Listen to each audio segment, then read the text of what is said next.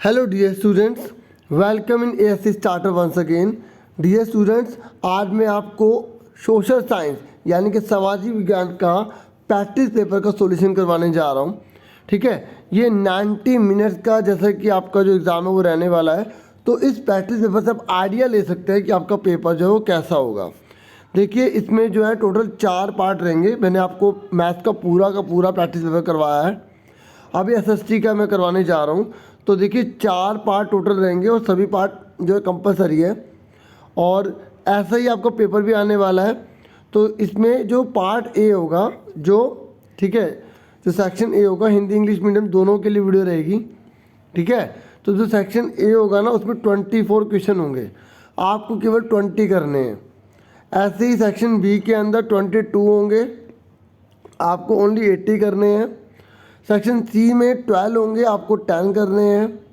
और section D जो है वो 2 मैप के बेस पर होगा। ठीक है, और ये कंपलसरी है, जो दोनों क्वेश्चन आएंगे दोनों ही करने हैं आपको। अब देखिए, इसमें जो हर क्वेश्चन है ना वो 1 मार्क्स का नहीं है, वो 0.8 मार्क्स का। ठीक है, जैसे मान लो अगर आप 5 क्वेश्चन करते हैं तो 0.8 को मल्टीप्लाई कीजिए तो 4.0 यानी कि 4 मार्क्स मिलेंगे। मतलब हर 5 क्वेश्चन को सही करने पर आपको 4 मार्क्स मिलेंगे, क्योंकि 1 मार्क्स का नहीं है, 0.8 मार्क्स का।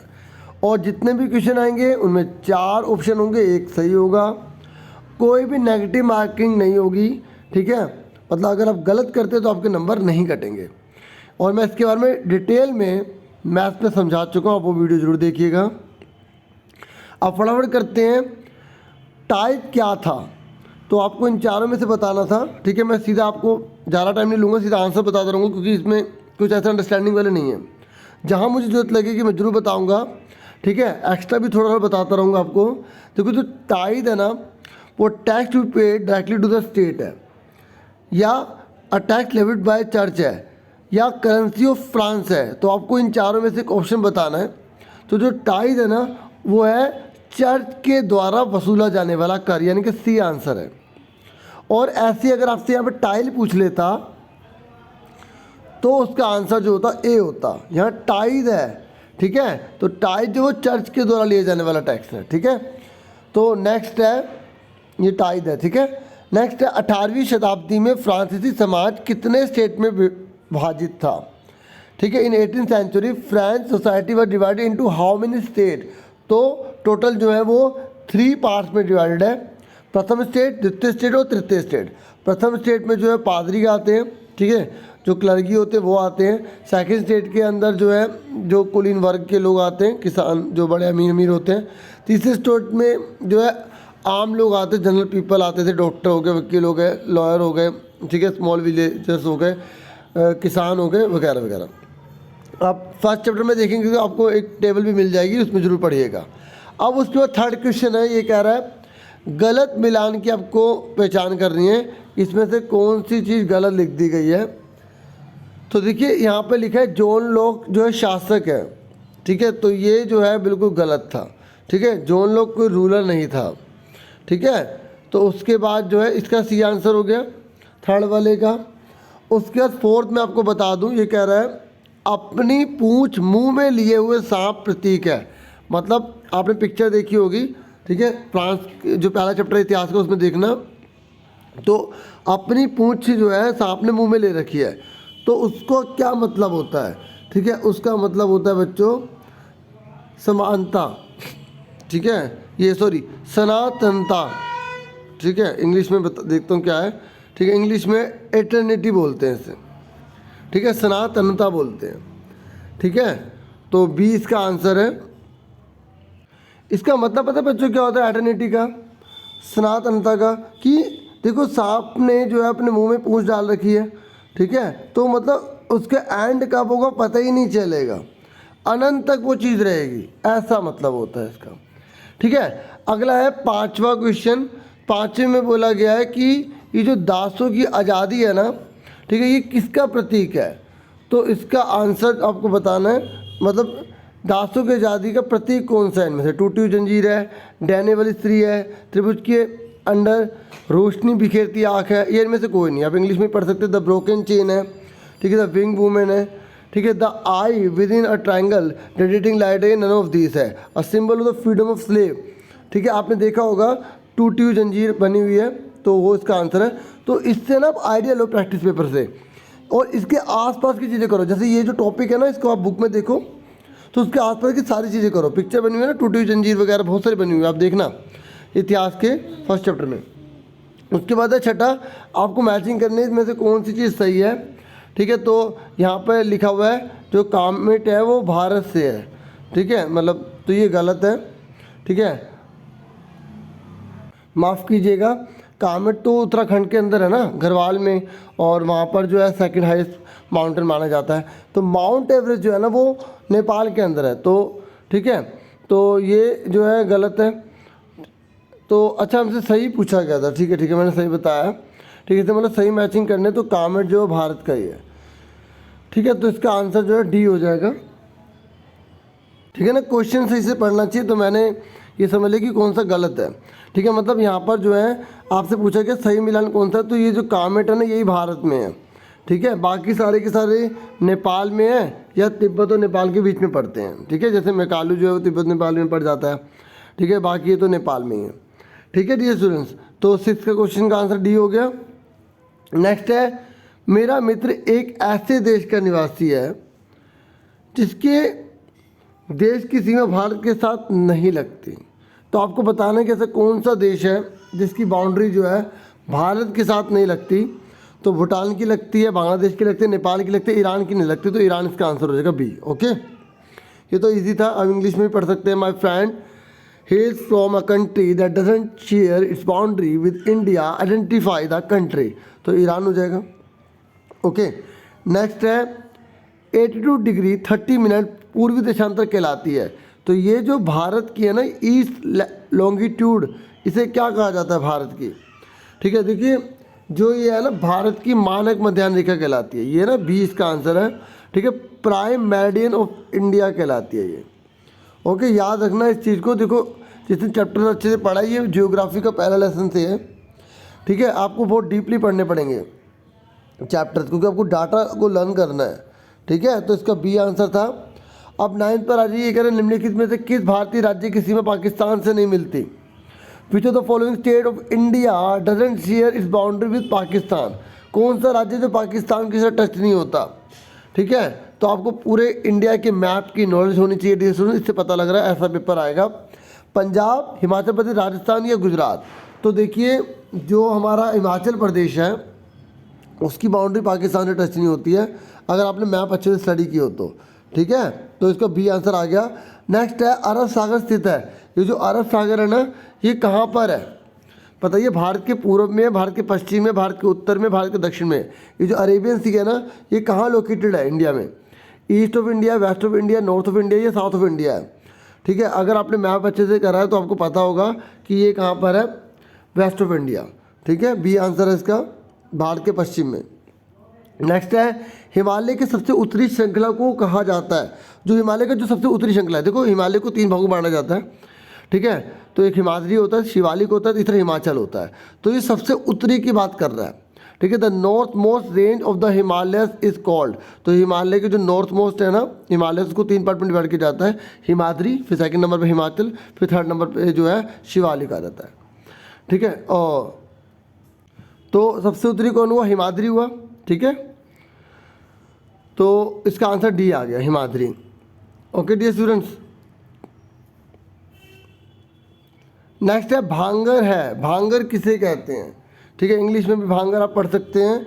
तो जो भांगर है ना, देखो 2 प्रकार की मिट्टी होती है। एलुवियल सोइल जो होती है ना वो 2 प्रकार की होती है, एक होती है भांगर और एक दूसरी होती है खादर।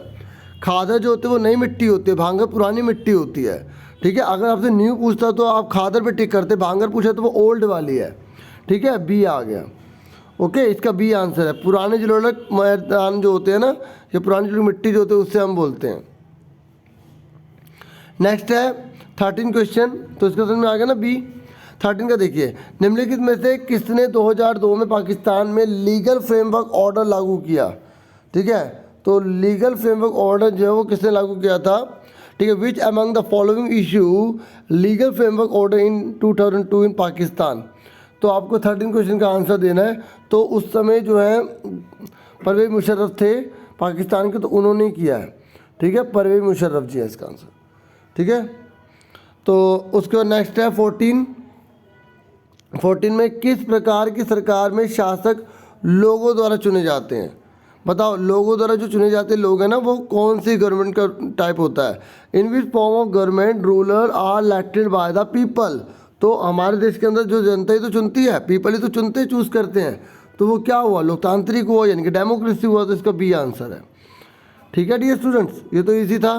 ठीक है, जहाँ democracy is the people for the people and bye the people. Ibrahim Lincoln ने कहा था ना, लोकतंत्र वह तंत्र जो लोगों के द्वारा लोगों को चुनकर लोगों पर शासन करती है। तो वही लोकतांत्रिक हुआ इसका आंसर। ठीक है, जहाँ जनता द्वारा चुने जाते हैं। अब 15 क्वेश्चन ये कह रहा है किसी देश में केवल एक ही दल के सदस्यों को चुनाव में खड़े होने का अधिकार प्राप्त है। केवल एक ही पार्टी जो है अपने पर्सन को अपने लोगों को खड़ा करती है, वही चुने जाते हैं। तो ये कह रहा है इस प्रकार के चुनाव के बाद बनी हुई सरकार क्या कहलाएगी। ठीक है, इंग्लिश में पढ़ देता हूँ जब तक हिंदी वाले कुछ ऑप्शन देखें। In a country only a particular party members are allowed to contest in an election. The government form through this type of election will be. तो केवल एक ही जो पार्टी है वो अपने मेंबर्स को अलाउड कर रही है इलेक्शन लड़ने के लिए, फिर वो वही उन्हीं में से चुना जाएगा। तो ये कौन से टाइप की गवर्नमेंट हुई। ठीक है, तो ये आप सब जानते हैं क्योंकि यहाँ डेमोक्रेसी तो है ही नहीं बिल्कुल। तो नॉन डेमोक्रेटिक पर टिक कर देंगे, गैर लोकतांत्रिक पर टिक कर देंगे। ठीक है, आप पहले ट्राई कर सकते हैं वीडियो को रोक के, फिर उसके बाद मैच किया करें। इससे आपकी लर्निंग भी होगी, आपकी नॉलेज भी बढ़ेगी और आपको लर्न भी रहेगा। अच्छा, ये कह रहा है 16 में सऊदी अरब में महिलाओं को वोट डालने का अधिकार कब मिला। जो सऊदी अरब है ना, उसमें पहले जो फीमेल उसको वोट डालने का राइट नहीं था। तो ये पूछ रहा है in which year the women in Saudi Arabia got right to vote. बच्चों अभी रिसेंटली ही मिला है, इन्हें 6 साल हो गए हैं। ठीक है, बहुत न्यूज़ में आ रहा था, 2015 की बात है। ठीक है, तो इसलिए देखो न्यूज़ का भी थोड़ा बेनिफिट मिलता है। तो आप थोड़ा सा हो सके तो जनरल नॉलेज वहाँ से भी जुड़ लिया करें।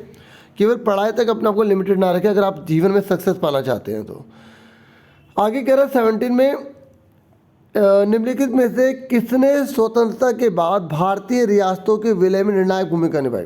जब हमारा देश आज़ाद हुआ था तो किसने बहुत बड़ी जो है ना रोल प्ले किया कि पूरा इंडिया एकजुट हो जाए। ठीक है, अगर आप अच्छे से जानते होंगे तो सरदार वल्लभ भाई पटेल जी को, भारत के गृह मंत्री थे, होम मिनिस्टर थे जब देश आज़ाद हुआ था। तो इंग्लिश में पढ़ते तो विच among the following played a decisive role in the integration of the princely state of India after independence। तो देखिए कौन थे वो, सरदार वल्लभ भाई पटेल जी थे। पूरा नाम इनका सरदार वल्लभ भाई झावर भाई पटेल, सरदार वल्लभ भाई झावर भाई पटेल। ठीक है, पूरा नाम भी याद रखना बच्चों। ठीक है, आगे देखिए 18 क्वेश्चन, संविधान सभा के अध्यक्ष कौन थे। देखिए बहुत सिंपल क्वेश्चन पूछ लिया, who was the president of the constituent assembly. आप बता सकते हैं डियर स्टूडेंट्स क्या आंसर होगा इसका। देखिए यहाँ प्रेसिडेंट पूछा है तो आप राजेंद्र प्रसाद जी बताएंगे। ठीक है, अगर ड्राफ्टिंग कमेटी के पूछते ना चीफ तो हम बताते भीमराव अम्बेडकर जी। सुन रहे हो, तो यहाँ पर प्रेसिडेंट पूछा है कॉन्स्टिट्यूएंट असेंबली के, तो राजेंद्र प्रसाद जी हैं। ठीक है जी, तो बी आंसर है इसका। नेक्स्ट है 19 में संविधान सभा ने किस वर्ष संविधान को अंगीकृत किया गया। देखो When did Constituent Assembly adopt the Constitution। हमने कॉन्स्टिट्यूशन को कब अपनाया। ठीक है, किस वर्ष में हमने उसको अपनाया। तो मतलब किस तरीके से पूरा जो 1949 में पूरा प्रिपेयर हो गया था, लागू किया था 50 में 26 जनवरी को। ठीक है, तो पूरा अंगीकृत करके पूरा प्रिपेयर कर दिया हमने। ठीक है, 1949 में, और उसको एनफोर्स कर दिया कि अब मतलब पूरी कंट्री के अंदर लागू होगा 26 जनवरी 1950 को। ठीक है, ये थोड़ा हल्का सा अलग कर देता है तो बच्चे कंफ्यूज हो जाते हैं। हालांकि ऑप्शन में 50 लिखा नहीं तो बच्चे कंफ्यूज होंगे नहीं, 1949 पर क्लिक करेंगे। ठीक है, तो पेपर इतना टफ नहीं दे रहे क्योंकि क्वेश्चन के ऑप्शन इतने आसान दे रहे कि बच्चे कंफ्यूज ना हो, तो इससे आइडिया लगा सकते हैं, पेपर ज़्यादा मुश्किल नहीं आएगा। निम्नलिखित में से कौन सा उत्पादन का कारक है। मतलब ये कह रहे हैं विच among the following is a factor of production. मतलब कौन सी ऐसी चीज़ है जिससे हम किसी चीज़ को बना सकते हैं।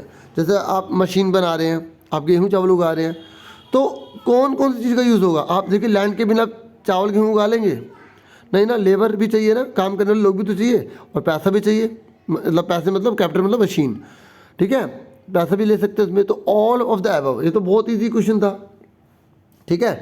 तो इसका क्या है, उपरोक्त सभी, भूमि भी चाहिए, श्रम भी चाहिए, पूंजी। भूमि मतलब जमीन हो गई, श्रम मतलब जो हम मेहनत कर रहे हैं, ठीक है, जो आपके मम्मी पापा जी मेहनत कर रहे हैं, ठीक है, आपके बड़े मेहनत कर रहे हैं घर में पैसा कमाने के लिए, तो वो श्रम ही है। पूंजी मतलब जो भी हम पैसा लगा रहे हैं या मशीन वगैरह है, वो सब क्या पूंजी है, ठीक है, उपरोक्त सभी। तो इस तरीके से ऑल ऑफ द अबव आ जाएगा। 21 में बोला निम्नलिखित में से कौन सी आर्थिक क्रिया पालमपुर गांव में की जाती है। ये इकोनॉमिक्स का पहला लेसन है। तो ये कह रहा है कि which among the following economic activities are done in Palampur village. तो क्या किया जाता है पालमपुर गांव के अंदर। इकोनॉमिक एक्टिविटी का मतलब होता है जिससे पैसा कमाया जाए। देखो दो प्रकार की क्रियाएं होती हैं, एक होती है आर्थिक क्रिया और एक होती है गैर आर्थिक क्रिया। जो भी एक्टिविटी पैसा कमाने के लिए की जाती है उससे हम इकोनॉमिक एक्टिविटी कहते हैं, उसे हम आर्थिक क्रिया कहते हैं। जो भी अर्निंग या लाइवलीहुड के लिए की जा रही है ना, उसे हम इकोनॉमिक एक्टिविटी कहेंगे। तो एग्रीकल्चर से पैसा कमाने के लिए की जाती है, ट्रांसपोर्टेशन भी मतलब जितना भी यातायात का साधन है, कार चला रहे हैं, ट्रैक्टर चला रहे हैं, ट्रक चला रहे हैं, बस चला रहे हैं, पैसा कमाने के लिए transportation. Small and cottage scale industry भी है इसके अंदर। तो ऑल ऑफ द अबव इसका आंसर है, इसका डी आंसर है, ठीक है। तो उसके बाद है 22, कमल मिट्टी के बर्तन बनाने का काम करता है। किसका काम करता है बच्चों, मिट्टी के बर्तन बनाने का काम करता है। तो आगे कह रहा है बताइए कि वो किस क्षेत्र से जुड़ा हुआ है। देखो वो मिट्टी के बर्तन बना रहा है ना, तो वो प्राथमिक क्षेत्र से जुड़ा हुआ है। इंग्लिश में पढ़ देता हूँ। कमल वर्क्स एज पोर्टर, पोर्टर का काम कर रहा है वो। State he is engage in which sector, primary sector. देखो 3 सेक्टर होते हैं, primary sector, secondary sector, tertiary sector. प्राथमिक क्षेत्रक, द्वितीयक क्षेत्रक, तृतीयक क्षेत्रक। प्राथमिक वो होते हैं जो कृषि से संबंधित जुड़े हुए कामों करते हैं, जो खेती बाड़ी का काम कर रहे हैं, जो ज़मीन से खोद रहे हैं, ठीक है, जो मिट्टी से बर्तन बना रहे हैं, वो सारे के सारे प्राथमिक में आएंगे।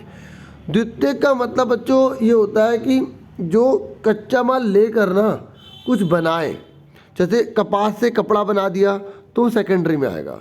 किसी ने गन्ना लिया, चीनी बना दिया, सेकेंडरी में आएगा, द्वितीयक में आएगा, ठीक है। और इस तरीके से सेकेंडरी में हम रॉ मटेरियल को ना फाइनल गुड्स में कन्वर्ट करते हैं, हम कच्चे माल को अंतिम उत्पाद में बदलते हैं, वो द्वितीयक क्षेत्र कहलाता है। अब तृतीयक क्षेत्र क्या है। तृतीयक क्षेत्र वो होते हैं जो सर्विस देते हैं, जैसे आपके टीचर्स हैं वो सर्विस दे रहे हैं ना, डॉक्टर हैं सर्विस दे रहे हैं ना, जो बैंकिंग है वो सर्विस दे रहा है ना, इंश्योरेंस कंपनी में सर्विस दे रही है ना, ठीक है। यातायात के साधन है, यातायात मतलब जितना भी ट्रांसपोर्ट का काम है, जितनी भी बस वगैरह चल रही है, कार चल रही हैं, जिससे हम जाकर एक जगह से दूसरी जगह अपने स्थान पर पहुँच पाते हैं, वो सब क्या है, वो तृतीयक क्षेत्र है। सेवाएं देने वाले क्षेत्र, जितने भी सर्विस दे रहे हैं ना बच्चों, वो सारे से टर्शियरी कहलाते हैं, तृतीयक क्षेत्र कहलाते हैं। होप आपको समझ में आ रहा होगा।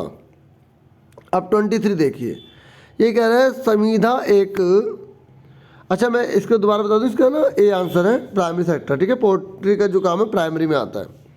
अब 23 है, 23 में कह रहा है कि संविधा एक कामकाजी महिला है, अच्छा जी, उसे संवैधानिक अवकाश और सामाजिक सुरक्षा यानी कि बीमा, ग्रेच्युटी प्राप्त है। तो बताइए वे रोजगार के किस क्षेत्र में काम करती है। देखिए इंग्लिश में पढ़ता हूँ। संविधा is working women, she get paid leave, wow, and social security, wow, insurance, gratuity, wow, state in which sector of employment she is engage in. देखो मैं आपको बताता हूँ, देखिए 2 प्रकार के क्षेत्र होते हैं, एक संगठित क्षेत्र और एक असंगठित क्षेत्र, ठीक है। इंग्लिश में ऑर्गेनाइज सेक्टर और अनऑर्गेनाइज सेक्टर। पहले मैं आपको बता रहा हूँ संगठित क्षेत्र यानी कि ऑर्गेनाइज सेक्टर के बारे में बता रहा हूँ। देखिए ऑर्गेनाइज सेक्टर वो होते हैं जहाँ काम करने के घंटे बिल्कुल निश्चित होते हैं, बिल्कुल डेफिनेट होते हैं, वर्किंग आवर, जहाँ पे अगर आप छुट्टी भी करो तो उसके भी आपको पैसे मिलते हैं, जैसे यहाँ पे संविधा का हाल है, ठीक है। जितने भी गवर्नमेंट जॉब में आप टीचर्स देख रहे हैं तो ये क्या है, इनकी फिक्स सैलरी है, इनको छुट्टी भी मिलती है, इनको उसके पैसे भी मिलते हैं, और लास्ट में रिटायर होने के बाद भी एक बहुत बड़ी अमाउंट मिलेगी, इंश्योरेंस भी होता है, मेडिकल भी होता है इनका, है ना। तो अब आप मुझे बताइए कि जो मजदूर वगैरह काम कर रहे हैं, जो दिहाड़ी पे काम करते हैं, जिस दिन उनको रोज़गार मिल गया, ठीक है, जो किराए पे रहते हैं, वेट करते हैं कोई आएगा उनको लेके जाएगा काम करवाने के लिए, और जिस दिन काम नहीं मिलेगा उन्हें पैसे मिलेंगे, नहीं मिलेंगे ना, तो वो लोग जो है ना असंगठित में आएंगे, अनऑर्गेनाइज सेक्टर में आएंगे ऐसे लोग। संगठित में समझ में आ गया। संगठित में वो आएंगे जिनके काम करने के घंटे निश्चित है, सैलरी बिल्कुल डिफाइंड है, जैसे टीचर्स हो गए, डॉक्टर्स हो गए जो गवर्नमेंट स्कूल में, हॉस्पिटल में, ठीक है। प्राइवेट में भी होते हैं, ज़्यादातर गवर्नमेंट में तो आपको हर जगह ऑर्गेनाइज सेक्टर ही मिलेगा, ठीक है। प्राइवेट में और अनऑर्गेनाइज सेक्टर कौन से, मैंने आपको बता दिया कि जिनके काम करने के घंटे नहीं है, जैसे रेहड़ी पटरी पे काम करने वाले, सब्जी बेचने वाले, फ्रूट बेचने वाले, है ना, इस तरीके के जो लोग हैं ना वो अनऑर्गेनाइज सेक्टर में कहलाते हैं। तो हमसे पूछा गया तो संविदा, आप देखो संविदा को सवैतनिक अवकाश मतलब छुट्टी मिलती है लेकिन उसके पैसे भी मिलते हैं। सोशल सिक्योरिटी पूरी तरह उसको इंश्योरेंस ग्रेचुइटी भी मिलेगी। ग्रेचुइटी का मतलब होता है जब रिटायर होगी ना तो उसको एक साथ बहुत बड़ी अमाउंट मिलेगी, ठीक है, जितनी होगी उसका, जैसे 50 लाख 1 करोड़ जो भी उसका होता होगा वो सब। तो ये ऑर्गेनाइज सेक्टर में आती है, ठीक है। तो उसके बाद 24 है, ये कह रहे हैं विच of the following is the demerit of HYV। देखिए इसकी फुल फॉर्म भी एग्जाम में पूछ लेता है, HYV की फुल फॉर्म क्या है, तो आप बताएंगे हाई यील्ड वैरायटी, उच्च किस्म के बीज। सुन रहे हैं मेरी बात, तो उच्च किस्म के बीज होते हैं ये। तो ये कह रहा है कि इसकी जो है ना नुकसान क्या है इसका। अब आपको मैं बता रहा हूँ उच्च किस्म के बीज, हाई यील्डिंग वैरायटी सीड्स, तो इसके नुकसान क्या है। देखिए इसका नुकसान जो है ना वो ये सारे के सारे ही हैं, ठीक है। Which of the following is demerit of the HYV, excessive use of fertilisers, रासायनिक उर्वरकों का इसमें बहुत प्रयोग होता है, केमिकल होते हैं तो हमारे बॉडी में जाएंगे तो हमें नुकसान पहुँचाएंगे। अब क्योंकि ये पानी को ऑब्जर्व करेंगे तो वाटर टेबल लेवल जो है घट जाएगा, ज़मीन का जो पानी, जैसे मान लो पहले हमने इतना गड्ढा करा तो यहाँ पे पानी मिल रहा है, लेकिन उसके बाद क्या होगा कि अब पानी ये नीचे तक मिल रहा है, इतना नीचे गड्ढा करना पड़ेगा तो पानी का लेवल जो है बहुत नीचे हो जाता है, इससे मिट्टी की ताकत भी कम हो जाती है। तो ऑल ऑफ द एबव इसके सारे हैं, डी आंसर है इसका, ठीक है। समझ में आ गई कि HYV बीजों के अवगुण मतलब तो नुकसान क्या है। अब आ जाइए 25 क्वेश्चन पर। अब हम खंड खा पर आ गए, मैं एक ही वीडियो में आपको सारा करवाने की कोशिश करूंगा, ठीक है। ये कह रहा है नीचे कथन A और कारण R दे रखा है, तो आपको इन कथन को पढ़कर नीचे के दिए गए विकल्पों में से सही उत्तर चुनकर आपको बताना है। तो इसने बोला है कि पहला भी कथन बताया है कि इसने बोला है कि जो भारत एक लोकतांत्रिक देश है। बच्चों ये तो 100% ट्रू है कि India is a democratic country. Assertion और रीज़न आप सबको पता होंगे कैसे करने होते हैं। सबसे पहले इन टाइप के क्वेश्चन को देखना पड़ता है कि जो असर्शन और जो रीज़न दे रखा है वो ट्रू है या फॉल्स है। उसके बाद हमें देखना पड़ता है कि जो रीज़न है वो असर्शन का बिल्कुल सही है या गलत है। अब हिंदी में सुन लो, सबसे पहले अभिकथन और कारण देखना होता है सत्य या सत्य, फिर दूसरे नंबर पे देखना होता है कि क्या जो कारण दे रखा है वो अभिकथन का बिल्कुल सही दे रखा है या गलत दे रखा है, ठीक है। तो उसी के हिसाब से हम आंसर यहाँ करते हैं।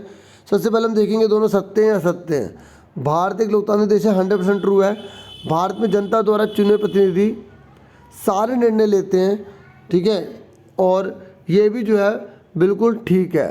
तो उसके बाद लोकतांत्रिक देश क्यों है, इसका कारण है कि जनता ही चुनती है, बिल्कुल सही। इसका मतलब इसका ए आंसर होगा।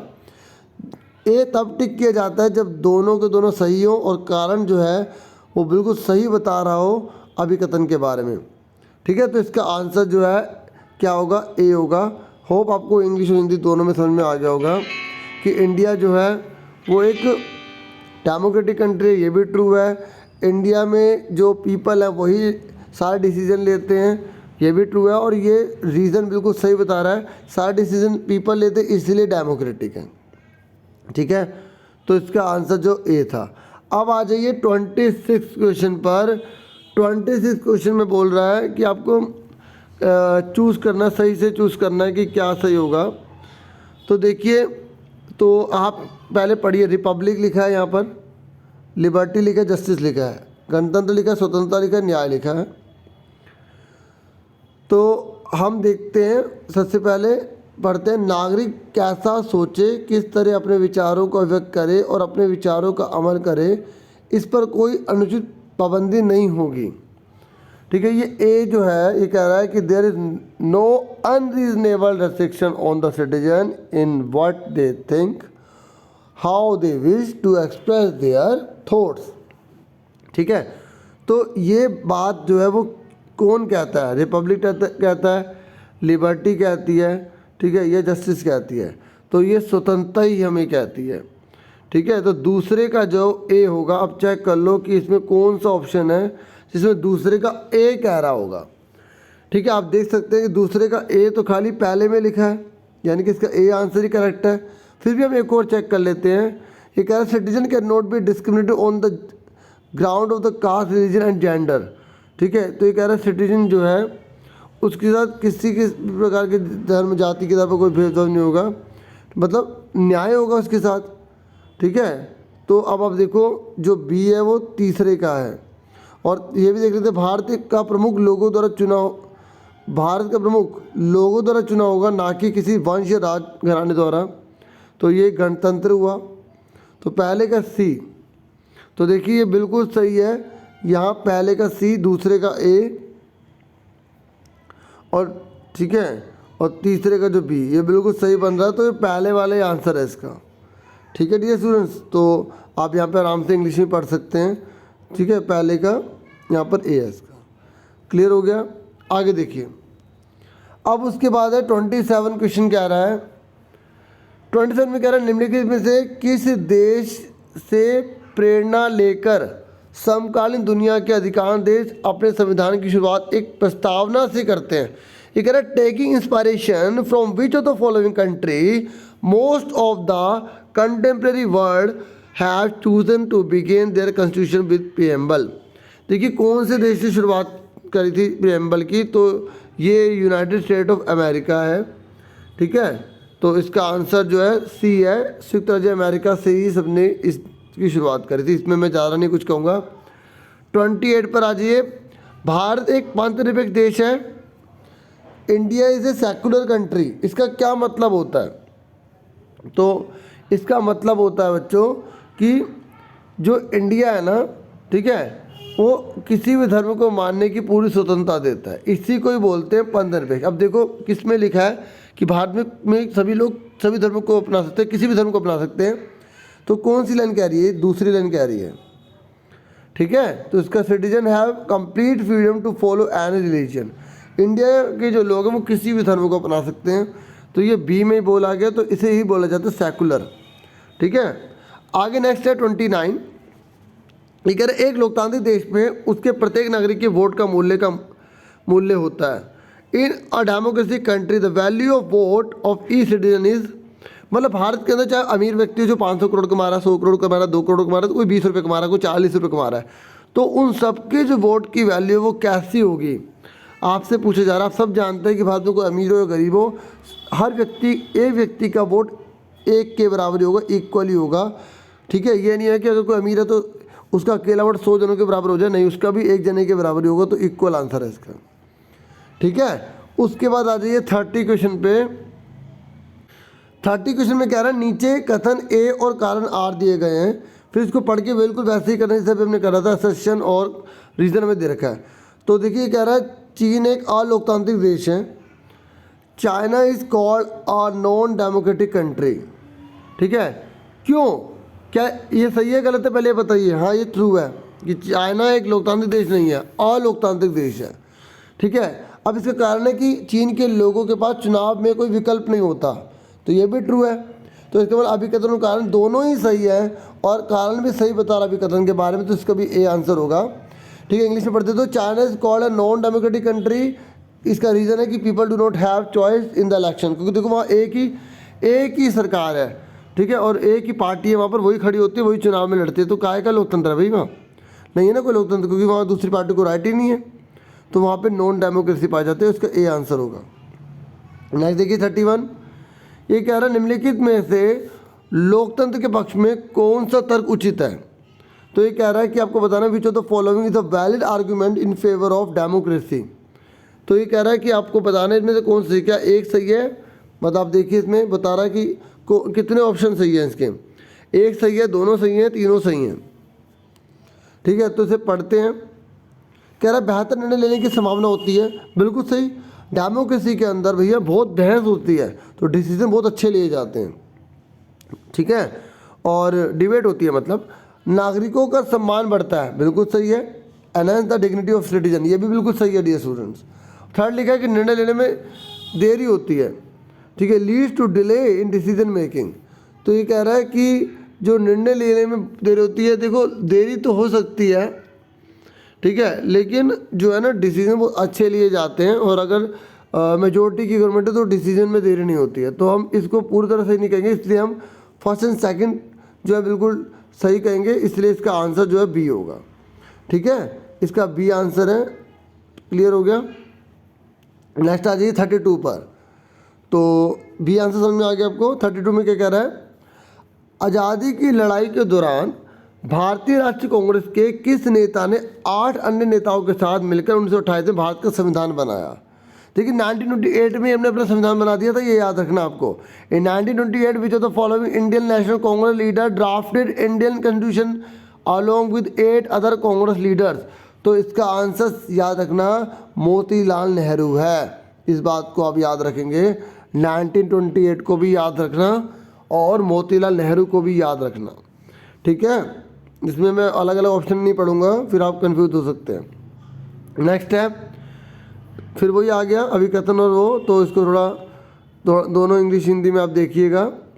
कह रहा है नीचे वही कथन दे रखा है, तो आपको बताना है कि असर्शन और रीज़न दोनों को पढ़ना है।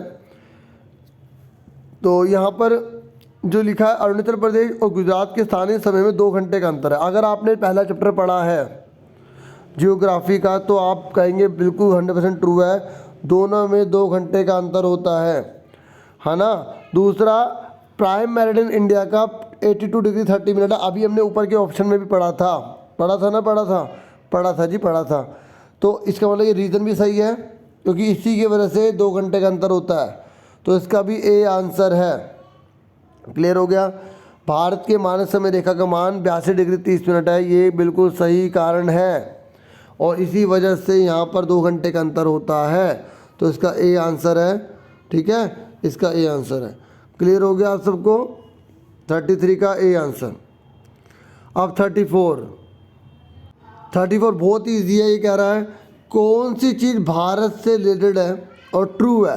Which of the following statement is true in relation to India. It is located in the southern hemisphere.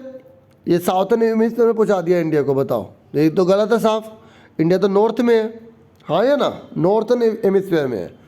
Second है, in the term of area it is the 7th largest country of the world. बिल्कुल true. अगर आपने chapter पढ़ा है तो आप बिल्कुल अच्छे से जानते हैं कि इंडिया 7वें नंबर पे ज्योग्राफी से ही चैप्टर से ही है। इसका मतलब जितने चैप्टर अच्छे से पढ़े हैं वो अच्छे मार्क्स ला सकता है। ठीक है डियर स्टूडेंट्स, तो इसका बी आंसर है। होप आपको समझ में आ गया होगा। उसके बाद आज आगे आ जाइए, बाकी मैं नहीं पढ़ रहा क्योंकि इसने ट्रू बोला है, तो आप आराम से देख सकते हैं। और ये कह रहा है कि जो कैप्रिकॉर्न है ना वो डिवाइड करती है 2 पार्ट में। नहीं, बिल्कुल गलत है। ठीक है, ऐसा नहीं है। ठीक है, इक्वेटर आपने सुना होगा, ठीक है, वही डिवाइड करती है 2 पार्ट में पूरी पृथ्वी को। ठीक है, और ये कह रहा है अटलांटिक महासागर भारत की केंद्रीय स्थिति है। बिल्कुल गलत, हिंद महासागर है। ठीक है, तो आप समझ गए ना इसका आंसर क्या है, इसका बी आंसर है। ओके, उसके बाद आ जाइए 35 पर। कह रहा नीचे दी गई विशेषताओं के आधार पर पहचान कीजिए कि यह भारत का कौन सा भौतिक स्वरूप है।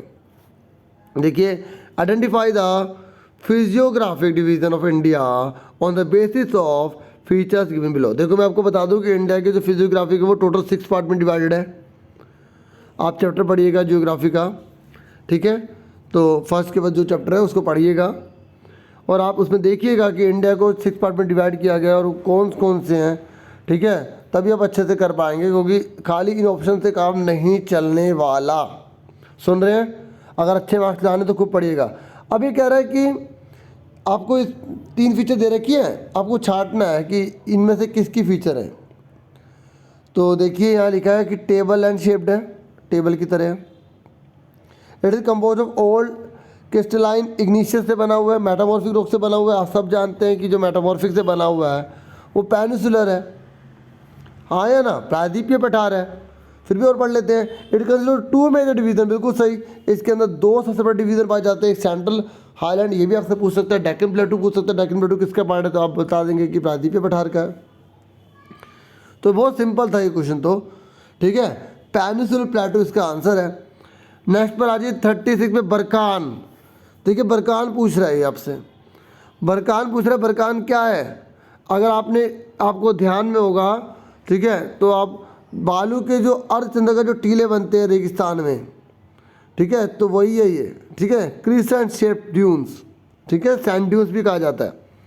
तो बरकान, तो इसका आंसर है बी। ओके, नेक्स्ट पर आ जाइए, निम्नलिखित में से कौन सा द्वीप प्रवालों से बना है? तो ये कह रहा है which of the following island of India is form by corals.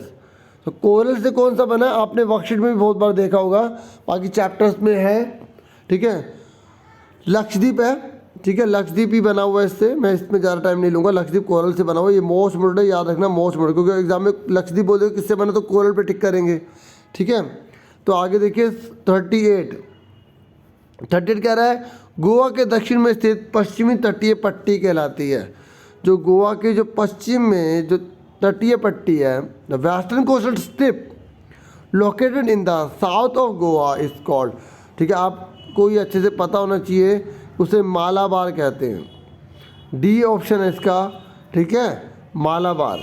Next पर आ जाइए 39 पर, ये कह रहा है नीचे कथन ए और कारण आर दिए गए हैं, इन कथनों को पढ़कर नीचे दिया गया है, ठीक है। तो यहाँ बोला गया अभी कथन ए, भूमि उत्पादन का एक प्रमुख कारक है, भूमि दुर्लभ और सीमित है। सबसे पहले हमें देखना पड़ेगा कि दोनों सही है या गलत है। देखिए भूमि उत्पादन का एक प्रमुख कारक है, पहले मैं हिंदी में बताता हूँ फिर इंग्लिश में बताऊँगा डियर स्टूडेंट्स, थोड़ा सा पेशेंस करिए, आगे कर ले वीडियो को। देखिए भूमि जो है वो प्रोडक्शन का एक सबसे बड़ा रिसोर्स है, एक कारक है। आपको पता होना चाहिए बच्चों 4 कारक होते हैं, 4 कारक होते हैं बच्चों उत्पादन के, भूमि, पूंजी, श्रम और उद्यम। हमने शुरू में पढ़ा था, अभी मैंने बताया था शुरू के क्वेश्चन में, ठीक है, भूमि, पूंजी, श्रम और उद्यम, मतलब जो फैक्ट्रियाँ लगती हैं, ठीक है। तो ये भूमि उत्पादन का प्रमुख कारक है, ये बिल्कुल सही है, मोस्ट इम्पोर्टेंट है। प्रमुख कारक कौन सा? भूमि है। भूमि दुर्लभ और सीमित है। देखो आप पृथ्वी के बाहर से भूमि खरीद सकते हो, नहीं खरीद सकते ना, तो दुर्लभ और सीमित है, जितनी भूमि है उतनी ही रहने वाली है, ठीक है। तो क्या भूमि उत्पादन का प्रमुख कारक इसलिए है क्योंकि भूमि कम है? नहीं, ठीक है। तो ये दोनों ट्रू तो है, लेकिन ये रीज़न इसका सही नहीं है। सुन रहे हैं मेरी बात? तो इसलिए इसका आंसर बी होगा, क्योंकि जब दोनों सही होते हैं लेकिन कारण सही से व्याख्या नहीं कर पाता तो हम बी पर टिक करते हैं, ठीक है। इस तरीके के क्वेश्चन आएंगे, अच्छे से तैयारी कर लीजिए। अब इंग्लिश में सुन लीजिए डियर स्टूडेंट्स, ये कह रहे land is an important factor of production. आपको पता होना चाहिए फैक्टर ऑफ प्रोडक्शन जो होते हैं वो 4 होते हैं, लैंड, लेबर, कैपिटल, एंटरप्रेन्योर या enterprise. Land, labour, capital, enterprise, मतलब जितनी सारी फैक्ट्री होती है ना वो सब। कैपिटल मतलब पैसा हो गया, ठीक है, और लेबर मतलब जो भी लोग काम कर रहे हैं, जैसे मैं काम कर रहा हूँ, कोई भी वर्कर काम कर रहा है, टीचर काम कर रहा है, वो लेबर में मिलेगी, पैसे मिलेंगे लेबर के रूप में। और लैंड मतलब ज़मीन। ये कह रहा है कि लैंड इसलिए इंपॉर्टेंट है क्योंकि लैंड कम है? नहीं, ये रीज़न नहीं है, ठीक है, लेकिन दोनों ट्रू है, तो इसलिए बी पर आप टिक करेंगे। ओके, नेक्स्ट पर देखिए 40 क्वेश्चन में बोला गया है कि आइडेंटिफाई द इनकरेक्ट स्टेटमेंट। आपको पता लगाना है कि कौन सी गलत स्टेटमेंट है, ठीक है। तो देखो यहाँ पर ना एक वर्किंग कैपिटल वर्ड लिखा हुआ है, एक फिक्स कैपिटल वर्ड लिखा हुआ है, ठीक है। तो और यहाँ पर लिखा हुआ है कार्यशील पूंजी और स्थायी पूंजी। पहले मैं हिंदी में बताता हूँ फिर इंग्लिश में बताता हूँ। देखिए पूंजी को 2 भागों में बांटा जाता है, एक कार्यशील पूंजी होती है और एक स्थायी पूंजी होती है। कार्यशील पूंजी वो होती है जो हम कार्य में लेकर आते हैं, ठीक है, जैसे कच्चा माल हो गया जो बार बार जरूरत पड़ेगी, ठीक है, जो एक बार लाने के बाद जो है ना ख़त्म हो जाएगी, वो कार्यशील पूंजी होती है। जैसे आपके पास पैसा है ना, वो आपके पास पड़ा नहीं रहेगा, आप उसे खर्च कर देंगे, ठीक है। कच्चा माल है ना, जैसे आप कपड़ा बनाना चाहते हो तो जो रुई है, ठीक है, जो आप लेकर आएंगे, जो कपास लेकर आएंगे, वो कच्चा माल है, वो ख़त्म हो जाएगा। जबकि स्थायी पूंजी वो होती है बच्चों जो एक बार लगाने के बाद काफ़ी लंबे समय तक चलेगी, बार बार यूज़ होगी, जैसे औजार हो गई, मशीन हो गई, ज़मीन हो गई, वो स्थायी पूंजी कहलाती है। तो कह रहा है कौन सी गलत है? तो देखो ये बोल रहा है भवन जो है ना वो कार्यशील पूंजी है। क्या भवन एक बार यूज़ होने के बाद ख़त्म हो जाएगा? क्या नहीं होगा ना, तो इसका आंसर बी है। अब इंग्लिश में सुनिए डियर स्टूडेंट्स, देखिए जो कैपिटल होती है उसे 2 पार्ट में डिवाइड किया जाता है, एक वर्किंग कैपिटल, दूसरा फिक्स कैपिटल। वर्किंग कैपिटल वो होती है जो वर्क में लाई जाती है, जो एक बार यूज़ होने के बाद ख़त्म हो जाती है। जैसे आपका पैसा है ना, वो एक बार यूज़ होने के बाद ख़त्म हो जाएगा, आपको दोबारा से कमाना पड़ेगा। आप उसी पैसे से बार बार चीज़ें नहीं ले सकते। दुकान से मैं दिया और बोला अंकल वापस पैसे दे दो, ऐसे होता है? कोई नहीं होता ना। ऐसे अगर आप कपड़ा बना रहे हैं तो जो आप कॉटन लेकर आ रहे हैं ना वो रॉ मटेरियल है, वो कपड़े में लग जाएगा तो दोबारा कपड़े से निकाल के दोबारा कपड़ा बनाओगे क्या? नहीं ना। तो रॉ मटेरियल जो होता है डियर स्टूडेंट्स, ठीक है, और जितना भी सारे कैश होता है ये सब वर्किंग कैपिटल होते हैं। और फिक्स कैपिटल क्या होता है? फिक्स कैपिटल का मतलब होता है जो फिक्स रहती है, जो एक बार लाने के बाद आपके लंबे समय तक यूज़ होगी, बार बार यूज़ होगी। जैसे आपकी मशीन है, आपकी ज़मीन है, क्या वो एक बार यूज़ होने में ख़त्म हो जाती है? आपने एक दिन मकान में रह लिया, वो गायब हो जाएगा क्या? नहीं होगा ना। तो वो फिक्स कैपिटल कहलाती है। यहाँ बोल रहे बिल्डिंग जो है ना वर्किंग कैपिटल है। कैसे हो जाएगी वर्किंग कैपिटल? एक बार कोई बिल्डिंग में रह के तो अगले दिन गायब हो जाएगी क्या? यूज़ कर ले एक दिन तो ख़त्म हो जाएगी क्या? नहीं ना। तो जितनी भी सारी चीज़ें एक बार लेने के बाद लंबे समय तक चलती हैं, बार बार चलती हैं, उन्हें हम फिक्स कैपिटल कहते हैं। तो यह गलत दे रखा है भी। होप आपको समझ में आ गया होगा और उम्मीद है आपको मेरे एफर्ट समझ में आ रहे होंगे और ये आपके लाइक ही बता सकते हैं कि मुझे जो है कैसे मैं समझा पा रहा हूँ। 41 पर आ जाइए। 41 में बोला नीचे कथन ए और आर दिया है, ठीक है, तो आपको पढ़कर बताना है कि आपको फिर वही चीज़ है, अभी कथन और कारण है, बहुत ईजी रहने वाला है ये भी। तो ये कह रहा है कि अभी कथन ए दे रखा है गाँव में मौसमी बेरोजगारी अधिक पाई जाती है, ठीक है। तो फिर कारण कह रहा है कि ज़्यादातर लोग कृषि पर आश्रित होते हैं। तो आप ध्यान से पढ़ेंगे कि गांव में मौसमी बेरोजगारी है। मौसमी बेरोजगारी, देखो बेरोजगारी दो प्रकार की है, गांव के अंदर पाई जाती है। थोड़ा सा पहले मैं हिंदी में फिर इंग्लिश में बताता हूँ। देखिए जो मौसमी बेरोजगारी होती है ना, ठीक है, मौसमी बेरोजगारी जब साल के कुछ महीनों में काम मिलता है, बाकी महीनों से काम नहीं मिलता, वो मौसमी बेरोजगारी है। जैसे किसान बोते समय और काटते समय तो काम करता है, बाकी महीने ऐसे ही रहता है, वो मौसमी बेरोजगारी। दूसरी होती है प्रच्छन्न बेरोजगारी। प्रच्छन्न, ठीक है, स्पेलिंग चेक कर लेना एक बार। तो जो प्रच्छन्न बेरोजगारी है ना, वो क्या होता है कि जितने लोगों की जरूरत है उससे ज़्यादा काम कर रहे होते हैं। जैसे एक मशीन में 10 जनों की जरूरत है, 15 जने काम कर रहे हैं, तो 5 जने फालतू है ना, इनका उत्पादन में योगदान जीरो है। उत्पादन में योगदान क्या है? जीरो। तो ऐसी बेरोजगारी को प्रच्छन्न बेरोजगारी कहते हैं। तो ये कह रहे हैं कि गांव में मौसमी बेरोजगारी अधिक पाई जाती है, ज़्यादातर लोग कृषि पर आश्रित है। तो देखिए मौसमी बेरोजगारी इसलिए तो है क्योंकि खेती बाड़ी है, और खेती बाड़ी में तो मौसमी बेरोजगारी पाई जाएगी क्योंकि बहुत ही समय काटने में काम होता है, ठीक है। तो इसका ए बिल्कुल होगा क्योंकि कारण भी सही है, कथन भी सही है, व्याख्या भी सही कर रहा है, तो हम ए इसके आंसर पर जाएंगे, ठीक है। 41। अब इंग्लिश में देखिए डियर स्टूडेंट्स, अनएम्प्लॉयमेंट जो होता है ना वो ब्रॉडली 2 पार्ट में डिवाइड करता है। देखिए मैं एक्स्ट्रा इसलिए बता रहा हूँ क्योंकि क्वेश्चन केवल यही तो नहीं आएंगे ना, होप आप इस चीज़ को समझ रहे होंगे, ठीक है। और देखिए आप आगे समझ लीजिए, है ना। तो देखिए अनएम्प्लॉयमेंट जो है 2 टाइप का होता है, एक सीजनल अनएम्प्लॉयमेंट होता है, एक डिस्कस एम्प्लॉयमेंट होता है। सीजनल का मतलब होता है कि जब पूरे साल में कुछ महीने ही, कुछ मंथ ही उसे वर्क मिलता है, बाकी महीने उसे वर्क नहीं मिलता है, वो अनएम्प्लॉयड रह जाता है। जैसे कि एग्रीकल्चर के अंदर सबसे बड़ा अच्छा एग्जांपल है, वो जब सोन करेगा, जब बोएगा उसे, और जब कटिंग करेगा, ठीक है, एग्रीकल्चर में जो भी क्रॉप को उगाएगा तभी उसे काम मिलेगा, बाकी महीने वो क्या रहेगा? बेरोजगार रहेगा, अनएम्प्लॉयड रहेगा। तो अब यहाँ बोल रहा है, ठीक है। अच्छा मैंने डिस्कस एम्प्लॉयमेंट नहीं बताया, वो बता रहा हूँ। डिस्कस एम्प्लॉयमेंट का मतलब होता है कि जितने वर्कर की रिक्वायरमेंट है ना किसी काम में, उससे ज़्यादा लोग काम कर रहे हैं। जैसे एक मशीन में 10 जनों की जरूरत है, 12 जने काम कर रहे हैं, 2 जने फालतू हैं, अगर इसे हटा दिया जाए तब भी प्रोडक्शन इंक्रीज नहीं होगा। मतलब लगे हुए तब भी प्रोडक्शन नहीं बढ़ रहा, हटे हुए हैं तब भी प्रोडक्शन नहीं बढ़ रहा, बस ये है कि सैलरी ले रहे हैं। सुन रहे ना मेरी बात? और सैलरी भी फिर 10 जनों में जो बढ़नी चाहिए वो 12 जनों में बढ़ रही है, ऐसा हो रहा है। प्रोडक्शन नील होता है, जीरो होता है। एग्जाम में आता है कि किस अनएम्प्लॉयमेंट में प्रोडक्शन जीरो होता है, तो आप डिस्कस अनएम्प्लॉयमेंट पर टिक करेंगे, ठीक है। हो सकता है स्पीड मेरी लग रही हो ज़्यादा, तो आप थोड़ा वीडियो को धीरे करके सुन सकते हैं, थोड़ा आप भी कोऑपरेट करेंगे क्योंकि फिर मेन तो हमारा इसको समझना है ना। तो थोड़ा एक्स्ट्रा भी बताता हूँ ताकि आपकी तैयारी अच्छी हो सके, मैं कोशिश करता हूँ, ठीक है। तो अब इसने बोला कि seasonal unemployment is found in abundance in the village. बिल्कुल ट्रू है कि गांव के अंदर तो बहुत ज़्यादा सीजनल अनएम्प्लॉयमेंट पाया जाता है। शहर मतलब जो मौसमी बेरोजगारी पाई जाती है। ज़्यादातर जो पीपल होते हैं वो एग्रीकल्चर पर डिपेंड होते हैं। बिल्कुल सही, एग्रीकल्चर पर डिपेंड होने की वजह से तो अनएम्प्लॉयमेंट होता है, तो ये बिल्कुल सही है। तो इसका ए आंसर आ जाएगा, ठीक है। तो आगे देखिए 42 में कि खाद्यान्नों की उपज में वृद्धि संभव हुई है, ठीक है। इंग्लिश में भी देखिए, ये कह रहा है कि फूड ग्रेन बहुत ज़्यादा इंक्रीज हुआ है, ठीक है, उसका प्रोडक्शन बहुत ज़्यादा बढ़ा है। किसकी वजह से बढ़ा है? देखिए यहाँ पर 4 प्रकार के रेवोल्यूशन दे रखे हैं, green revolution, blue revolution, white revolution, yellow revolution, हरित क्रांति, नीली क्रांति, श्वेत क्रांति, पीली क्रांति। तो मैं सबके बारे में बता दूं, ठीक है, आपको अच्छे से बताऊंगा, लेकिन पहले इसका आंसर सुन लीजिए। अगर हम प्रोडक्शन बात करें फूड ग्रेन की, तो वो ग्रीन रेवोल्यूशन की वजह से हुआ है। अगर हम बात करें खाद्यान्नों में, खाद्यान्न मतलब जो गेहूँ चावल उत्पादन हो रहा है ना, उसकी में बहुत बड़ी वृद्धि हुई है, तो वो हरित क्रांति की वजह से हुई है। अगर आपसे पूछे ना नीली क्रांति किससे रिलेटेड है, तो आप मुझे कमेंट बॉक्स में पहले बताना कि किससे रिलेटेड है, आपने क्या सोचा था।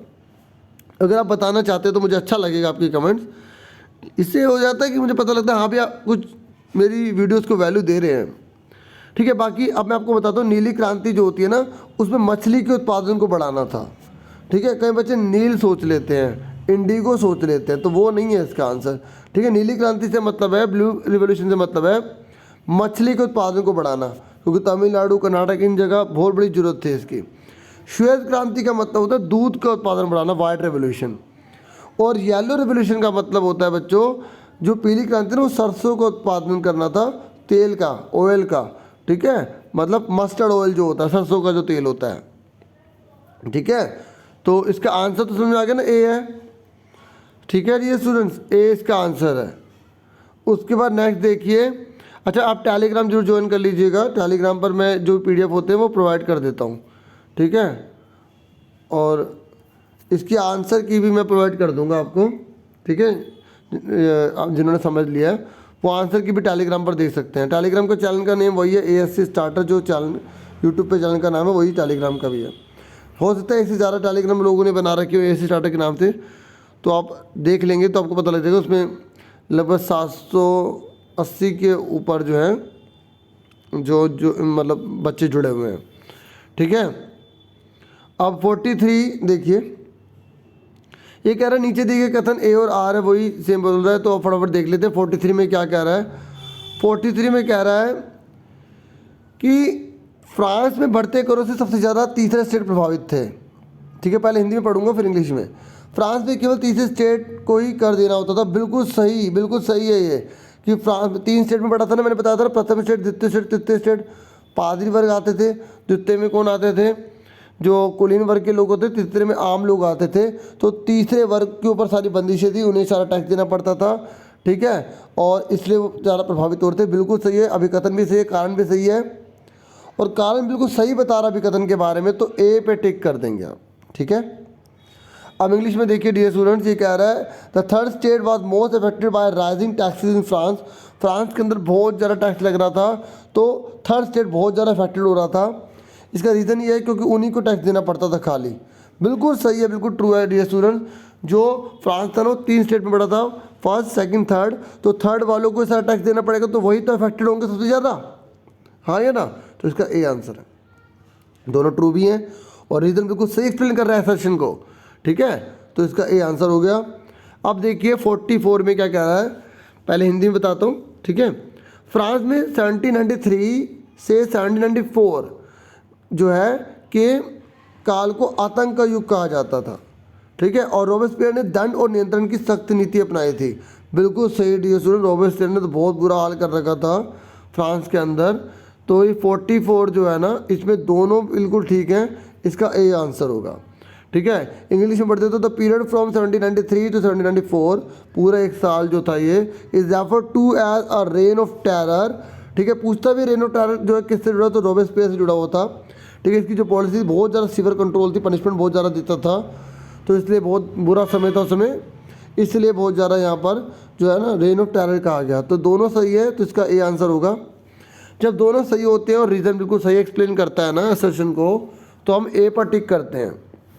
अब 45 पे आ जाइए, ये कह रहा है महिला एवं नागरिक अधिकार घोषणा पत्र किसने तैयार की। ये मोस्ट इम्पोर्टेंट क्वेश्चन है और ये मुझे पूरी उम्मीद है ये क्वेश्चन पेपर में भी आ सकता है। ठीक है, तो 45 जो है इसका ओलंप दे गूंज है, क्योंकि ये बहुत बार पहले भी आ चुका है क्वेश्चन। ठीक है, तब ऑप्शन नहीं होते थे तो आपको फिलअप में भरना होता था। अब तो और बेनिफिट है कि आपको यहाँ पे ऑप्शन दे दिया, तो मैंने इंग्लिश में भी पढ़ दिया, who prepared declaration of the right of women and citizen. तो इसका आंसर जो है वो डियर स्टूडेंट्स वो क्या है, 45 का जो है वो है ए। ठीक है, और सॉरी बी नंबर पे ओलम द गूंज। ठीक है डियर स्टूडेंट्स, इसका बी आंसर है। ठीक है, उसके बाद नेक्स्ट है 46। तो 46 जो क्वेश्चन है उसे में मैचिंग बोली गई है और बोल रहा है कि कौन सा जो है वो सही होगा। ठीक है, तो आप आराम से देख सकते हैं इसमें राजदंड दे रखा है लाल, पहले हिंदी में देख लेते हैं, ठीक है। तो राजदंड लाल, फ्राइजियन टोपी और डैने वाली स्त्री और विधिपट। तो आपको बताना है कि ये जो है इसमें कौन किसका प्रतीक है, कौन किसका सिंबल है। तो इसका आंसर जो है ना, देखिए जो राजदंड है वो शाही सत्ता का प्रतीक था, क्योंकि राजदंड है। और जो यहाँ पर लिखा वो लाल फ्राइजियन टोपी, जो वो दासों द्वारा स्वतंत्र होने के बाद पहनी जाने वाली टोपी थी, अगर अपने चैप्टर में देखा होगा पिक्चर बनी हुई है। और डैने वाली जो स्त्री है वो बी की बात करती है, कानून का मानवीय रूप होता है। और जो विधिपट है वो एक बचा तो ए, तो ये देख लीजिए किसके अंदर मैच कर रहा है, ये मैच कर रहा है डी के अंदर, ठीक है। देखिए उल्टा है, देखिए 1 2 3 4, फिर 1 2 3 4 उल्टा कर दिया, ठीक है। अब इंग्लिश में देख लीजिए, तो यहाँ पर जो है दे रखा है, तो इसमें ये जो स्क्रिप्चर था तो ये सिंबल ऑफ रॉयल पावर है। तो इस तरीके से आप इसे भी आराम से देख सकते हैं, इसका आंसर डी है, ठीक है। ये अच्छे से कर लेना, पिक्चर बनी हुई है चैप्टर में, ठीक है। हिस्ट्री की बुक में आप आराम से देख लेना और अच्छे से कर लेना, क्योंकि देखो पिक्चर पे 2-3 क्वेश्चन तो आ गए हैं, है ना। तो आप अच्छे से कर लीजिए। अब हम सेक्शन सी करने जा रहे हैं। तो सेक्शन सी में जो है ना, हमें पहले एक पैसेज दिया गया है, उस पैसेज को पढ़ने के बाद हमें क्वेश्चंस के आंसर देने हैं, ठीक है। यानी कि बहुत इजी रहने वाला है, मुश्किल नहीं रहेगा, ठीक है। तो पैसेज तो मैं वीडियो रोक के पढ़ लेता हूँ, ठीक है। तो आप भी इसे पढ़ लेना, मैं फिर आंसर पर डिस्कस करेंगे, ठीक है। क्योंकि अगर मैं इसे पढ़ूंगा तो इसमें काफ़ी टाइम हो जाएगा, मैं पहले रोक के पढ़ लेता हूँ, ठीक है, ताकि आपको ज़रा टाइम ना जाए। ओके, देखिए अब हम फटाफट करते हैं इसको। पहला बोला गया पालमपुर में विनिर्माण होता है, ठीक है। Manufacturing in Palampur occurs at, देखिए जो पालमपुर में जो भी मैन्युफैक्चरिंग का काम हो रहा था ना, अगर आपने पैसेज पढ़ा है तो स्मॉल स्केल पे, और वैसे भी चैप्टर पढ़ा होगा तो और आपको पैसेज भी पढ़ने की जरूरत नहीं पड़ेगी, स्मॉल स्केल पे था। 48 में बोला गया है कि निम्नलिखित में से कौन पालमपुर में गैर कृषि क्रियाओं का उदाहरण नहीं है। कह रहा विच of the following is not an example of non agriculture activities, ठीक है। नॉन एग्रीकल्चर एक्टिविटी आपको पता ना, जो एग्रीकल्चर से जुड़ी नहीं है वो नॉन एग्रीकल्चर, ठीक है, एक्टिविटी होती है। तो कह रहा है कौन सी नॉन एग्रीकल्चर एक्टिविटी नहीं है, यानी कि कौन सी जो एग्रीकल्चर एक्टिविटी है, ठीक है। तो ग्रोइंग क्रॉप हो जाएगा, ठीक है। देखो क्वेश्चन को ध्यान से पढ़ो, कह रहा है कौन सा एग्जाम्पल नहीं है नॉन एग्रीकल्चर एक्टिविटी का, यानी कि एग्रीकल्चर एक्टिविटी का कौन सा एग्जाम्पल है। क्वेश्चन घुमा के पूछा, अगर आपने हल्का सा ध्यान ना दिया तो गड़बड़ हो जाएगी, ठीक है। तो डी आ गया इसका आंसर। हिंदी में भी देख लीजिए, ठीक है। अगर मैं इंग्लिश में बता रहा था, हिंदी में नहीं बताता तो उसे देखा करो, थोड़ा आपको भी अंदर से इनिशिएटिव होना पड़ेगा, ठीक है। 49 देखिए, ये कह रहा है पालमपुर के संबंध में निम्नलिखित में से कौन सा कथन सही है। तो पालमपुर के बारे में कौन सी चीज़ सही है, इनमें से आपको बतानी थी। तो इसका आंसर जो है ना वो केवल ओनली सेकंड है। यहाँ पे विनिर्माण कार्य पारंपरिक श्रम की सहायता से किया जाता है, क्योंकि बड़े पैमाने पर तो होता नहीं था, अभी हमने ऊपर पढ़ा ही था। तो इसका सेकंड था, और सेकंड जो बी में है, तो आप बी पर टिक कर देंगे, ठीक है। तो शांति से ये पैसे पढ़ने का फ़ायदा ये हो जाता है। बाकी चैप्टर पढ़ा तो आपको दिक्कत ही नहीं होगी पैसे पढ़ने में भी, फिर भी कॉन्फ्रेंस में ज़्यादा नहीं रहना चाहिए, ठीक है, कई बार नुकसान कर जाता है। तो परिवहन से जुड़े लोगों का क्या कर रहे हैं, जो परिवहन से जो जुड़े हुए लोग हैं ना, उनका क्या कर रहे हैं। तो देखिए लोगों को एक स्थान से दूसरे स्थान तक ले जाना बिल्कुल ट्रू है, वस्तुओं को एक स्थान दूसरे स्थान ले जाना बिल्कुल ट्रू है। Ferry people from one place to another, ferry goods from one place to another, ये दोनों के दोनों ट्रू है। तो हम जो है किस पर जाएंगे, सी पर जाएंगे। सी आंसर इसका ठीक है, ठीक है। बहुत आसान था, इसमें मैं ज़्यादा टाइम नहीं लूँगा। नेक्स्ट है पालमपुर में निम्नलिखित में से कौन सी आर्थिक क्रिया का उदाहरण है। Which of the following is an example of economic activity. मैंने आपको पहले बता दिया ना, इकोनॉमिक एक्टिविटी जो पैसा कमाने के लिए की जाती है। तो पालमपुर में तीनों काम हो रहे थे, शॉपकीपिंग का भी, मैन्युफैक्चरिंग का भी, ट्रांसपोर्टिंग का भी। दुकानदारी भी चल रही थी, विनिर्माण मतलब कच्चे माल को कुछ बनाना वो भी चल रहा था, परिवहन भी चल रहा था, मतलब ट्रांसपोर्ट का काम चल रहा था। तो all of the above D answer है इसका, ठीक है। नेक्स्ट है 52 में, ये कह रहा है कि पालमपुर और रायगंज के बीच निम्नलिखित में से कौन सा परिवहन का साधन उपयोग में नहीं लाया जाता है। Which of the following means of transportation is not use between Palampur and Raiganj. दोबारा सुन लीजिए, पालमपुर और रायगंज के बीच निम्नलिखित में से कौन सा परिवहन साधन उपयोग में नहीं लाया जाता, मतलब कौन सा यातायात का साधन यूज नहीं होता है। तो देखिए हवाई जहाज तो हमने पूरे चैप्टर में कहीं पढ़ा ही नहीं है, ठीक है। और वैसे भी पैसेज में देखोगे लिखा नहीं, तो एरोप्लेन ही हुआ। ठीक है, डी आंसर है इसका। अब उसके बाद हमें फिर एक पैसेज दी हुई है और फिर पैसे देने के बाद फिर उसके आंसर क्वेश्चन से पूछे हैं, तो फिर मैं इसको पहले पढ़ लेता हूँ, आप भी इसे पढ़ लीजिएगा वीडियो रोक के। ठीक है, फिर इसके आंसर करेंगे। ठीक है, ये हिस्ट्री से लिया गया है। ओके,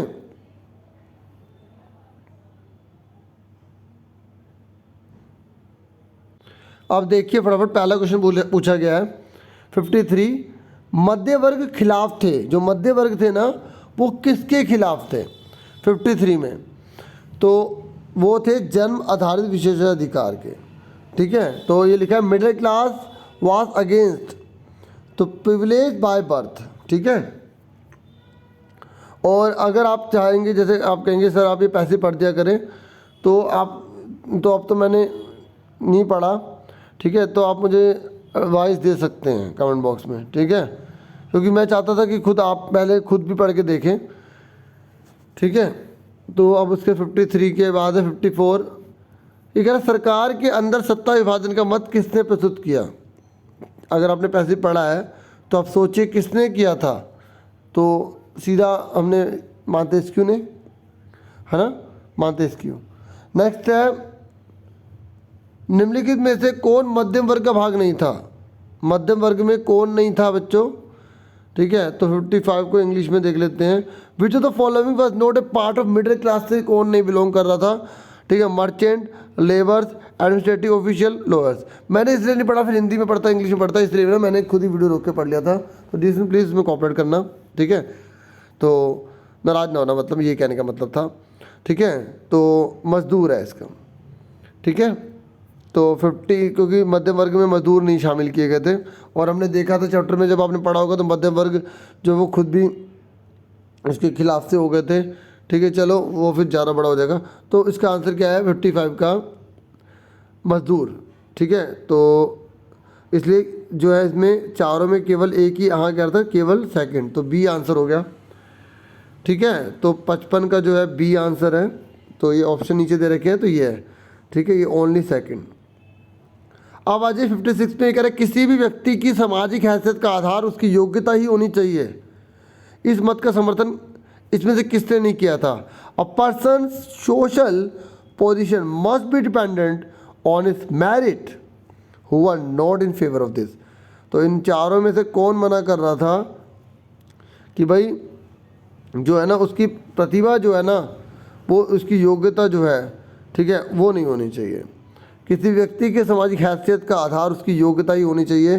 ठीक है, इसका सपोर्टर कौन नहीं था? ठीक है, तो इसका आंसर जो है वो कुलीन जो थे ना वो ये नहीं चाहते थे। किसी व्यक्ति की सामाजिक हैसियत का आधार उसकी योग्यता होनी चाहिए, इस मत का समर्थन किसने नहीं किया था? कुलीनों ने जो है वो नहीं किया था। ठीक है, तो कुलीन को इंग्लिश में जो है नोबल्स कहा जाता है। ठीक है, तो उन्होंने इसे नहीं किया था। ठीक है, मिडिल क्लास तो चाहता ही था। उसके बाद नेक्स्ट है 57। ओह, हमने सारे क्वेश्चन कर लिए है ना, थोड़े से रह गए हैं। चलो 58 मिनट के आसपास वीडियो बन गई है। 57 ने बोला मध्य वर्ग ने संपत्ति अर्जित की थी। Middle class earn their wealth through overseas trade, silk cloth trade, woollen cloth trade, all of the above. मध्य वर्ग की संपत्ति अर्जित की थी, मध्य वर्ग ने संपत्ति अर्जित की थी, तो पैसेज में से ये तो ओवरसीज ट्रेड से भी था, सिल्क क्लॉथ ट्रेड से भी था, वोलन से भी था, तो ऑल ऑफ द अबव, उपरोक्त सभी मध्य वर्ग ने संपत्ति अर्जित की थी सबसे। फिर आ जाइए 58, क्योंकि ये बहुत ज़्यादा व्यापार करने लगे थे, इनके पास अच्छा धन आ गया था, तभी तो इन्होंने विद्रोह किया था। तो 58 में आ जाइए, तो कुछ छूटा तो नहीं ना? हाँ नहीं। 58, निम्नलिखित में से कौन सा कथन मध्य वर्ग के संबंध में सत्य नहीं है? तो विच of the following statement is not true in context of middle class? They were educated, मतलब कौन सी चीज़ फॉल्स है आपको बतानी है। देखो जानबूझ के ऐसा बोलते हैं नॉट ट्रू, तो आप देखा करो इसको उल्टा करके कर ला करो, कह रहे कौन सी फॉल्स है आपको ये बतानी है। ठीक है, तो आपको बताना है कौन सी जो है वो नॉट ट्रू है। तो ये कह रहा है वो एजुकेटेड थे, भाई ये तो सत्य है। उनका मानना था कि समाज में जन्मधारी विशेषाधिकार होने चाहिए, ये सत्य, वो ये मना कर रहे थे। वो ये कह रहे थे कि राजा का बेटा राजा होना चाहिए, कह रहे थे कोई, वो नहीं कह रहे थे ना, विशेषाधिकार का मतलब ये हो गया ना कि राजा का बेटा राजा बने, तो ये गलत कह रहे हैं, तो ये वो नहीं मान रहे, तो इससे बी आंसर हो गया। बाकी नीचे का पढ़ते तो उनका मानना था कि सामाजिक हैसियत का आधार उनकी योग्यता होनी चाहिए, बिल्कुल सही। अब हमने ऊपर भी पढ़ा था, है ना, तो इसका बी आंसर है। तो देखो डीपली पढ़ो, अगर इनको भी पढ़ोगे तो काफ़ी आपकी हेल्प होगी पेपर में, ठीक है। तो आपके लिए एफर्ट इसलिए किए जा रहे हैं ताकि बच्चा स्कोर कर पाए और मेरी तरफ से कुछ आपकी हेल्प हो जाए। अब देखिए सेक्शन डी है और ये बोला गया कि सभी को कंपलसरी करने हैं, ठीक है, और मतलब इसमें कोई भी छोड़ नहीं सकते आप, है ना, जैसे बाकियों में छोड़ सकते थे। मैप भी आपको दे रखा है और आपको नाम बताना होगा। गवर्नमेंट आपके लिए काफ़ी एफर्ट कर रही है, तो आप भी एफर्ट कीजिए अपने लिए और इस देश के लिए भी। इस देश को आपको आगे ले जाना है, तो आप खूब पढ़िए। भारत के राजनीतिक रेखा मानचित्र पर 2 स्थान दे रखे हैं और भी, ओके, इंग्लिश में पढ़ देता हूँ। 2 places A and B are marked on the political outline map of India. तो आपको आइडेंटिफाई करना है, बहुत ईजी है, बहुत ईजी है। मैप देख लीजिए ए और बी कहाँ है, आप ध्यान से देखिए, है ना। अब देखिए क्या पूछा है कि भारत में दिए गए राजनीतिक मानचित्र पर संकेत ए उस राज्य की राजधानी है जिसे राज्य में ये अंकित किया गया है। राजधानी का नाम आपको बताना है बच्चों, राजधानी का नाम, ठीक है। तो आप पहले तो ये बताइए, ये जो ए है ये क्या है, ठीक है, ये कौन सी जगह है। ये थोड़ा ब्लर आ रहा होगा, ठीक है, आपको बताना है कि ये कौन सी जगह है, फिर आपको बताना है इसकी राजधानी कौन सी है, ठीक है। तो रांची जो है वो किसकी है, झारखंड की है, ठीक है। तो आप जो है इसमें से रांची पर टिक कर देंगे, ठीक है। और आप सब जानते भी होंगे कि धोनी जी जो है से यहीं से है ना। अच्छा, तो ये तो हमने कर दिया, इसका डी आंसर है। नेक्स्ट है on the given political map of India A is marked as a capital. अच्छा, ये तो हमने पढ़ दिया, सेम क्वेश्चन ही था, वो हिंदी इंग्लिश में हो गया, ठीक है। बच्चों ये ए हो गया ना, ए क्या है, इसका आंसर रांची है। उसके बाद आगे देखिए लास्ट क्वेश्चन आज का, ठीक है। तो अच्छा, यहाँ पर ना ये विजुअली इम्पेयर्ड है ना, जिन बच्चों को दिखाई नहीं देता, तो उनके लिए, क्योंकि उनको मैप तो दिखा नहीं सकते, तो उनके लिए क्वेश्चन ऐसा बोल दिया है कि भारत के झारखंड राज्य की राजधानी बताइए, तो रांची है, ठीक है। उसके बाद 60 क्वेश्चन है और ये लास्ट क्वेश्चन है। मेरी आपसे रिक्वेस्ट है कि आप प्लीज़ चैनल को सब्सक्राइब जरूर कीजिएगा, आप नहीं हो तो अगर हो सके तो प्लीज़ शेयर भी कीजिए और वीडियो को लाइक जरूर किया कीजिए, ठीक है। बाकी तो आप ही की मर्जी है। भारत की उस राजनीतिक मानचित्र पर संकेत बी एक पर्वत चोटी है, जो बी है ना वो पर्वत चोटी है मानचित्र बी में। अब आपको बताना उसका नेम क्या है, ठीक है। तो मैं आपको पहले पिक्चर दिखा देता हूँ, ठीक है, उसके बाद आप बताइएगा कि ये बी क्या है, ठीक है। आप देखिए यहाँ पर ये बनी हुई है और यहाँ पर पूछ रहा है कि इसका नाम क्या है, ठीक है, इसका नाम आपको बताना है। तो आप सब जानते हैं कि सिक्किम है और सिक्किम है, तो इसका नाम क्या भी, तो देखते हैं ऑप्शन में क्या दिया है, ठीक है। तो और थोड़ा जैसे जो दृष्टिबाधित बच्चों के लिए जो लाइन लिखी है उसकी भी आप हेल्प ले सकते हैं, थोड़ा सा आइडिया मिल जाएगा, ठीक है। तो 60 कहाँ गई, ये रहा। तो ये बोल रहा है कि आपको पर्वत चोटी का नाम बताना है बच्चों। तो सिक्किम में कौन सी है पर्वत चोटी, ठीक है, कंचनजंगा आप सब जानते हैं। देखिए दृष्टिबाधित के लिए क्या लिखा है कि कंचनजंगा पर्वत चोटी जो है स्थित है, लो इसमें आंसर ही दे दिया सिक्किम में। तो ये तो बहुत ईजी निकला, हाँ या ना, निकला ना, निकला ईजी। तो यहीं से आपको हिंट मिल गई थी, तो ये तो मज़ा आ गया, ठीक है डियर स्टूडेंट्स। तो आप सब फिर मिलेंगे एक नेक्स्ट वीडियो में। पूरा पेपर मैंने आपको सॉल्व करवा दिया है। होप आपके लिए वीडियो काफ़ी हेल्पफुल रही होगी और आप सबको बहुत बहुत शुक्रिया, आप वीडियो देखते हैं। Thank you for watching and listening carefully. अपना पूरा ध्यान रखना, अपनी तैयारी बहुत अच्छी करना। नमस्ते बच्चों, thank you once again for watching and listening carefully.